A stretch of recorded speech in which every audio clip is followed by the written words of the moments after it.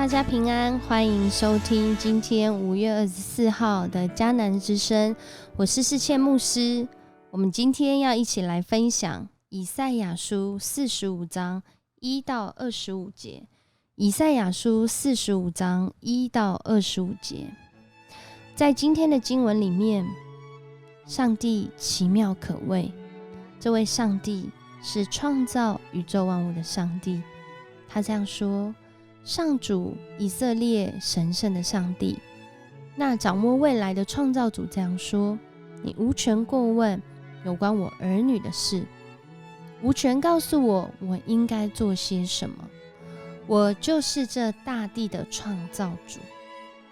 在这里讲的或许会回应到很多人心里的疑问，为什么这个世上会发生这么多我们想不透的事呢？在今天的经文当中，上帝透过了先知以赛亚预告100多年后要发生的事。他使用我们想不到的人物，一位不认识上帝的君王，却让他的儿女以色列民回到自己的家乡，在那里重建他们的信仰。这位王是波斯王塞鲁士。上帝在这段预言当中说到，他为这位塞鲁士预备道路，预备他，使他亨通顺利，能够统一平定当时的列国，成为一个统一的王。而且在那个当中，他让他的子民回到耶路撒冷。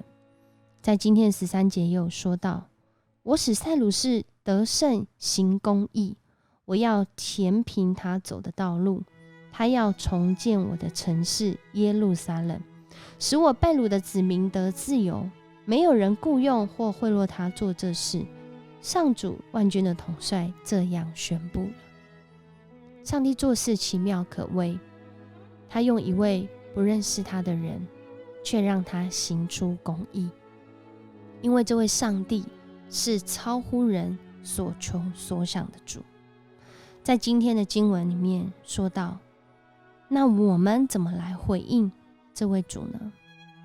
这边说，跟创造主对抗的人遭殃了。一个瓦器能够跟创造他的铜匠来争辩吗？泥土能问陶匠他在做些什么吗？他能够埋怨陶匠的手艺不高明吗？我们如何来埋怨这位创造我们的主呢？这位创造我们的主，他的心意超乎我们所求所想。即使我们正在这个困境当中，我们其实也没有办法完全测透上帝的心意，所以我们更是要来读经。因为上帝的恩典，他透过圣经的文本，让我们用他的话来认识他，我们才知道说，原来这位拯救以色列人民的上帝，他有时候就像是一个隐藏起来的上帝一样。我们好像找不到他，但我们可以透过他的话语来认识他对我们有应许的，他要让他的子民能够经历得胜有余的生命，他让他的子民转离敬拜这些偶像，而是要回到他的面前。在今天22节，特别我要来读和合本，说到，地起的人都当仰望我，就必得救，因为我是神，再没有别神。我们没有办法从别的神明来找到拯救，唯有这位上帝，他要拯救我们。而且这位上帝，他的拯救是让我们在真理当中，让我们在他的应许当中。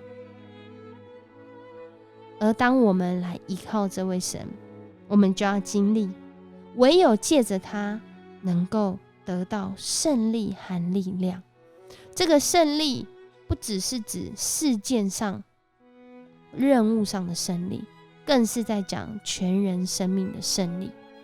我们能够在疫情严峻的当下，却有一个超越的眼光，因为我们是用永恒的生命活在这世界上，所以我们能够持续的活出盼望。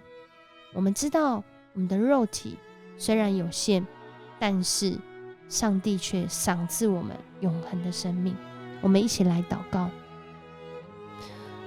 爱我们的主，你是我们唯一的主，除你以外，我别无拯救。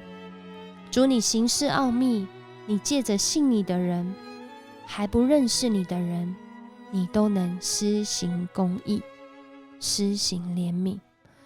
我们特别要为台湾的防疫来祷告。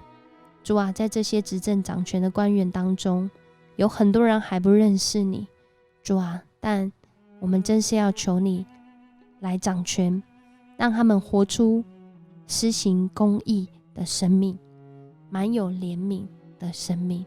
主啊，更是为他们祷告，让他们的生命有机会来遇见你，因为唯有你是我们的拯救，你是我们唯一的主，唯一的主宰。你让我们的生命经历永恒的盼望，也愿这样的盼望赏赐给这些执政掌权者。谢谢你，我们这样祷告，奉主耶稣的名求，阿们。谢谢你今天收听迦南之声。如果你喜欢这个频道，也请给我们5星好评。我们明天见。